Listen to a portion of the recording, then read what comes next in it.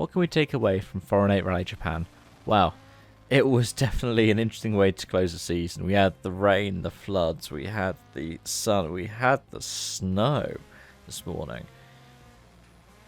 But overall, Toyota got their home win at the second time of asking with a 1-2-3.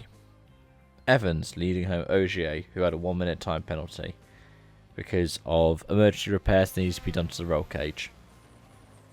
Who led home now 2-time champion Rovanperä, who just didn't seem to have the kind of hunger this weekend, given that the title was wrapped up. Just wanted to bring the car home. Reminded me of last season when he started the first stage of the season, finished the last stage of the season slower than a Rally 2 car. But he doesn't have to prove anything else this season, does he? Get that podium lockout. Very nearly a top 4 lockout for Toyota. Lappi getting 4th place. Car 4 finishing 4th for the final round of this season. Sets him up well, especially after the disappointments that he had in CER and Chile, to hit the ground running next season when he gets back behind the wheel in that part-time scheme. But yeah, Taki Katsuta in 5th. And honestly, he quietly went under the radar this rally in a lot of ways. Partially it was because of that crash on stage 2 that cost him 2 minutes. We'll get to that in a moment. And the 1 minute 10 of penalties that came up afterwards. If it wasn't for those, he'd be ahead of Evans. Look at the stage winners list. There were 21 stages run. There were stages interrupted, but only one stage was outright cancelled. Do you know how many Takakatsuta won of those 21 that were run? It was 10. He won 10 stages in this event. He was in fantastic form. Neville was as well until he went off, but Takakatsuta was spectacular this weekend, and he has been proving time and again why Toyota invested in him. As his former teammate and rival for this drive, Hiroki Arai, was out in action, Katsuta was out there stealing the show.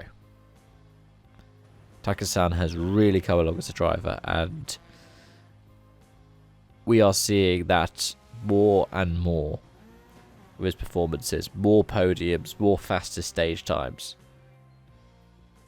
I really hope he picks up a rally win at some point soon. I think he deserves it. And elsewhere, Elfyn Evans deserves more luck than he gets.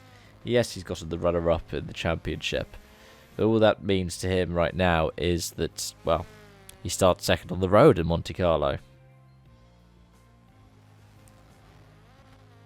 But compared to how Neville's season ended, it could be worse. Tanak had issues with his Puma on the way out, but arguably the biggest issues that came along were for another Hyundai and another Puma, because in the corner where Katsuta crashed on Friday, Sordo and Fulmo both crashed. Their rally's over.